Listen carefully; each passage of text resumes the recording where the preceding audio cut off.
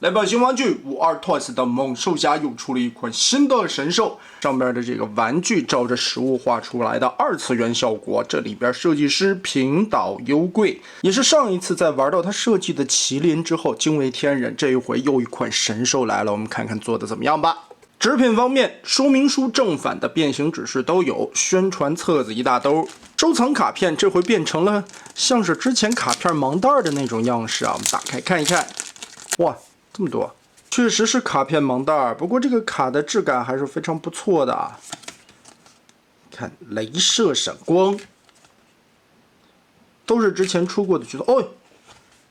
这个黑色的线稿虽然是 R 级的卡，但是我感觉这个质感还是非常不错的。但是可惜并没有抽到玄武本体的卡。来看实物，玩具依旧使用了透明零件制作匣体啊，这个通透感还是非常亮丽的。我们直接开匣啊。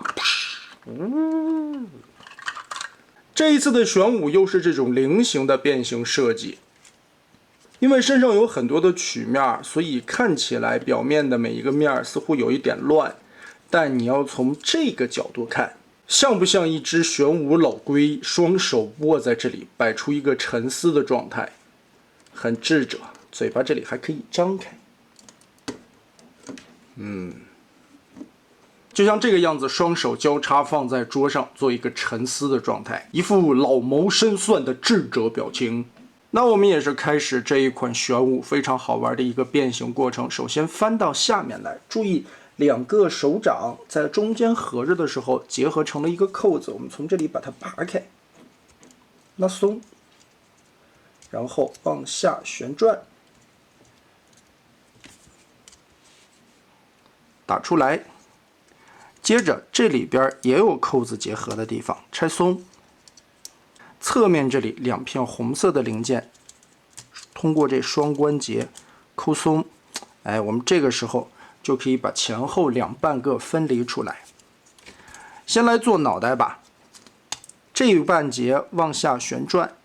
整个的双关节拉开延展，同时这里边会带出一个这样的零件，我们最后是支撑上下半个身体的过程。里边一个关节整个的压平，脑袋拉出来旋转180度，前肢这里往下放，调整好角度。接着脖子这里两片红色的零件左右插扣打开，推到最前方，喉结的位置往下翻，有一个左右插装的轴，这个时候再翻过来，把这两片红色的零件插上去结合。好，玄武的头部和脖子我们现在就搞定了。接着翻过来，在龟壳的背部这里团着一大盘的东西，我们整个把它抠出来，拉起来。哎，玄武的尾巴其实是一只蛇，转正，舌头扭出来，腾出空间。这个时候把背后这一块三角形的位置花纹，左右中间有插扣的地方打开，向下旋转，一定的角度腾开，再把这两块往后稍微的张开一点点角度，腾出更多的空间来。我们现在需要做的是把这一块旋转一个90度，腾出来以后，再把这一节后肢往前反折，主要也是为了腾空间啊。再往这边转，挪出来之后，把后肢让过来。哎，这个时候就可以把整个的背甲旋转到正确的方向。从顶部这里看，打开左右这两块零件中间咬合的扣子，翻转过来。接着在这一节下边还有两个结合的扣子，打开之后 Z 字折叠往上拉，卡住。下方的这一节也是 Z 字折叠拉开，这样就把中间的一段拉长了，延展成了3节的脊椎。肚子里边翻起来这个支撑的棍子，其实它是一个斜着的造型。我们再和前方这里的支撑骨架进行结合，对准插上去。好，现在龟壳和腹部这两片就结合住了。但是吧，这儿还有2个插槽，侧面这里的这条缝隙，我们把这俩插槽挂上，让龟壳形成一个整体，堵住这个缝隙。后肢再翻过来，顺着这个关节调整一下，爪子摆着冲前，后边的这2片翻转，整理一下角度，前方的这2片放下来，也是通过根部的球形关节旋转一下。那么好，非常帅气的这款东方4圣兽之一的玄武就变形完成了。哇，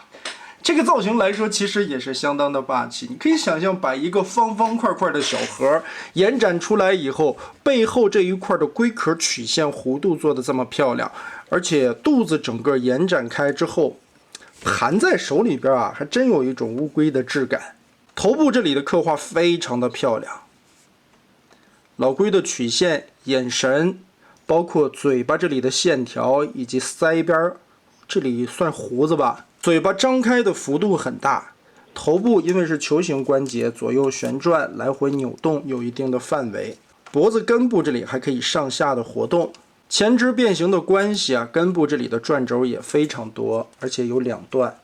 左右来回拧。爪子这里是球形关节。后肢这里为了摆造型的需要，以及它最后变形的一个方向，它设计成了8字脚，这样去站立。但里边的可动关节也非常多，腿部2段弯折，脚丫子根部这里也是一个球形关节。但如果变形到位的话，它其实是这样的斜方向之地。从这里可以往后旋转，下方这里也可以因为变形的关节往前折，所以可动范围调整还是非常大的。因为是东方4圣兽之一，确实也有史料记载。而作为东方的4圣兽之一，玄武确实不是普通的乌龟，有文字记载玄武是龟身蛇尾，而且在变形的过程中，因为这里边要团到龟壳中间的内凹处，所以这里的关节可动也是非常的多，尾巴的活动范围相当的不错。舌头这里也是做的相当凶恶，并且眼睛使用了透明零件，蛇牙用了单独的涂装，舌吻的造型和嘴部的曲线这一块也是非常符合动物界的仿生的姿态啊，好帅啊！虽然是透明零件制作的眼睛，但表面也是做了磨砂的处理啊，所以会显得这只动物非常的有灵性。整个的背后也是用透明零件来点缀出龟壳亮丽的部位，涂装造型，哇，这块的审美是真的在线。腹部这里的边缘、裙边的位置，用了不同颜色的零件来展示变形以及遮挡空间的效果。腹部装甲的造型其实也是比较仿生的，非常像乌龟肚子下方这里一片一片的刻画，只是可惜中间这里会出现一个窟窿。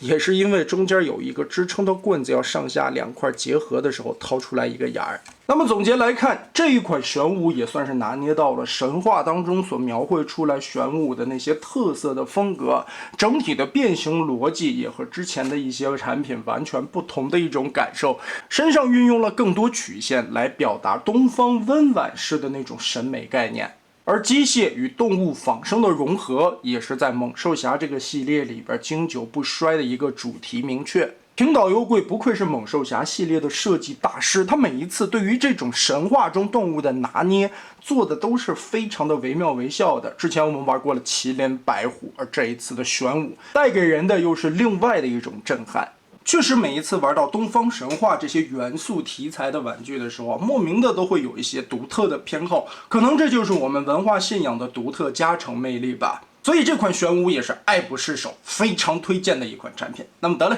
这一期咱们就玩到这儿吧。